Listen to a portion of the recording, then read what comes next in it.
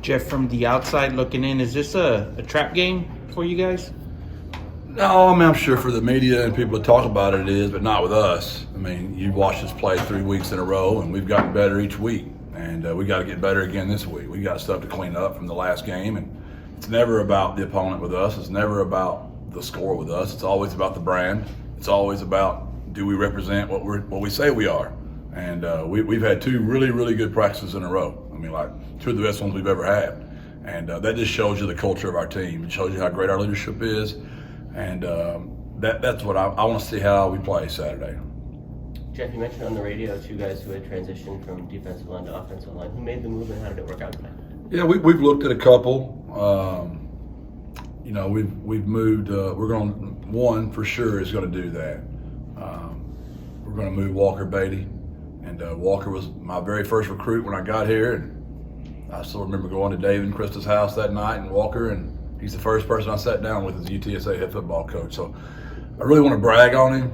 I mean, he's a really good football player, and he just is doing what's best for the team. And we've got 7 linemen injured, 4 of them for a significant amount of time. And he came over and has looked fantastic already. Hasn't complained.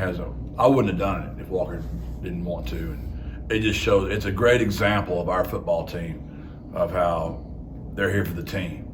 And I know David and Krista are proud. He's a good young man. Noticed there were some names missing from the depth chart, some potentially injured guys we had talked about. Does that usually mean it's going to be more of a long-term thing, or can we read into that? Some of them are going to be long-term. Some of them are going to be weekly. If they're not on the report, they're not going to play this week for sure. We hadn't heard about Brandon Matterson or Joe Evans on the defensive side. What's the situation with those guys? Just injuries, and we'll just see how long they'll both be out. Is there any concern about the depth on the defensive line? I know that's a strength for you guys coming into the year, and you lose some people and move a couple. Yes, there is. That is a concern, but we feel really good about we're getting Chase. Dave's back from an injury. Ty Leonard is really playing his tail off. He's going to be fine. So it's a concern. And if you think back when we talked about this at the very beginning, about this 3-game gauntlet, I was worried about confidence and health. And our confidence is sky high in spite of being 1 and 2. Our health is bottom low. When there's 21 on the injured report, 4 surgeries, that's disheartening. But it is what it is, right? And we just were unfortunate and have been snake bit on the O-line, and we got it hit in special teams and defense pretty hard this last week. What's the outlook for Day-Day? I would say his would be week to week. Okay. Yeah. It's getting better. Soft tissue, nothing structural. So that's good news, and there's no one tougher than him. It's unfortunate that we lost so many players so quick in the game. That was tough, but it is what it is. Jeff, how do you assess Trey Moore's play so far at outside linebacker? What's checked out?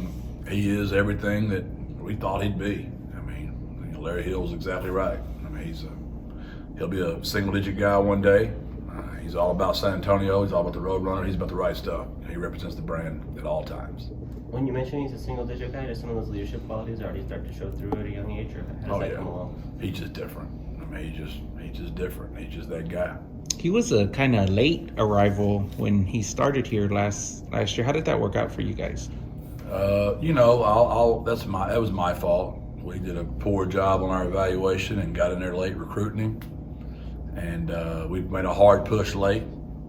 And thank goodness he forgave me of my sins and came home. We're about to talk to Frankie Martinez. What sort of stands out about, from your perspective, what he's gone through as a walk-on to be able to produce the way he has? Just the story of the walk-on, right? I mean, it embodies our team again. Walker's unselfishness moving over. Frankie's unselfishness playing center, guard, tackle, works multiple jobs, paints houses. I don't even know all the other jobs he does. That's hard. We're up here so much, and the kid's paying for his own school. And it's one thing to be a walk-on. Walk-on's hard. I was a scout team walk-on guy for a long time. That's hard in itself. But when you're a walk-on guy and you're starting, the hours are exponentially more because of the responsibility you have to the whole team. When you're a scout team guy, you look at the card and you go do it, and that's hard because you get your tail knocked off and you're not getting anything back out of it, right? It's being on the team. And now when you're a starter and you got to pay for it and work, you know, that's just hard. And a huge fan of Frankie's. I have been for a long time, and he's one of our own. He's a San Antonio kid. He's the epitome of the UTSA Roadrunners. Cool. All right, thanks, Jeff. Appreciate it.